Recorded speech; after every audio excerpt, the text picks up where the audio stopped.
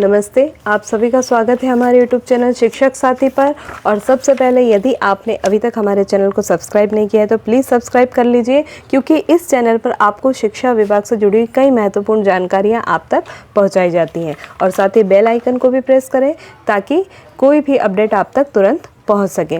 तो चलिए, आज हम बात करने वाले हैं कक्षा 6 और 7 का रिजल्ट कैसे तैयार किया जाना है। तो ये सारी चर्चा हमारी होगी राज्य शिक्षा केंद्र के पत्र क्रमांक 2081 जो दिनांक 23/3/22 को जारी किया गया था।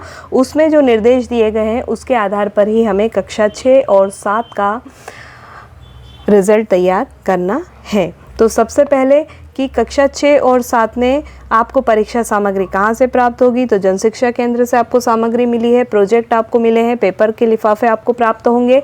तो प्रोजेक्ट और पेपर के लिफाफे जो आपको मिले हैं वो कक्षा 6 और 7 के बच्चों से आपको हल करवाने हैं। तो कक्षा 6 और 7 में प्रत्येक विषय के लिए वार्षिक परीक्षा में 100 अंक निर्धारित हैं। और जब 100 अंक की हम बात करते हैं तो जिस प्रकार की 8वीं कक्षा में 60 अंक लिखित परीक्षा के थे और 40 अंक प्रोजेक्ट कार्य के, तो इसी प्रकार से कक्षा 6 और 7 में भी है 60 अंक लिखित परीक्षा के होंगे। और जो परीक्षा 16 अप्रैल से शुरू हो रही है, उसके बाद जो 40 अंक है वो प्रोजेक्ट कार्य के लिए दिए जाएंगे। ठीक वैसे ही जैसे हमने कक्षा 8वीं में किया है।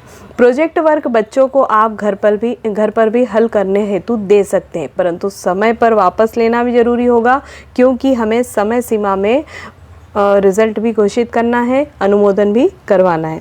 लिखित परीक्षा और प्रोजेक्ट वर्क दोनों में ही 33% अंक लाना अनिवार्य है। फिर दोनों के अंक जोड़कर ग्रेड निकालकर रिजल्ट तैयार करेंगे। अर्धवार्षिक मूल्यांकन 50 अंक का और वार्षिक मूल्यांकन 100 अंक का। तो इस प्रकार से एक विषय के लिए हो जाते हैं 150 अंक। तो वार्षिक परीक्षा ग्रेड जब प्रति विषय 150 अंक होते हैं तो केवल यही अंक वार्षिक परीक्षा में डाले जाएंगे, अन्य सभी माह में रिक्तियाँ खाली रहेंगी। किसी भी माह में हमें और कोई माह पर एंट्री नहीं करनी है। अर्धवार्षिक और वार्षिक और दोनों को जोड़कर जो योग आएगा वो वार्षिक परीक्षा परिणाम या वार्षिक मूल्यांकन में डालेंगे। अब बात आती है सह शैक्षिक क्षेत्र और व्यक्तिगत सामाजिक गुणों के अंक, जो हम 2 नंबर में से विद्यार्थी की स्थिति देखते हुए प्रति वर्ष अलग अलग विधाओं के लिए उसे देते हैं।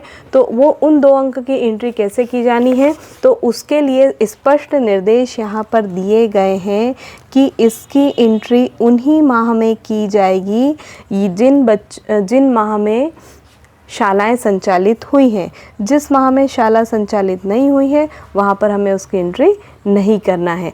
और इसके बाद एक चीज़ और ध्यान रखना है कि उन महीनों में ग्रेड्स अंकित करेंगे, किंतु इन्हें वार्षिक परीक्षा परिणाम में अधिभार नहीं दिया जाएगा।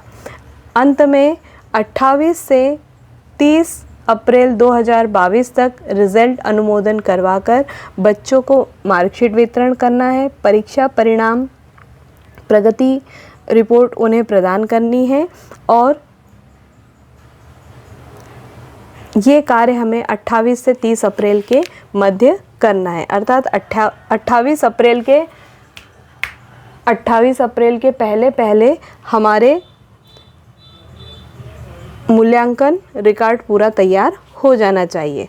तो यदि कक्षा 6 और 7 के संबंध में आपके पास और कोई रिज़ल्ट संबंधी जानकारी है तो आप कमेंट्स बॉक्स में लिख सकते हैं, ताकि अन्य शिक्षक भी उसका लाभ ले सकें। तो आशा है आपको ये जानकारी आपके लिए महत्वपूर्ण रही होगी।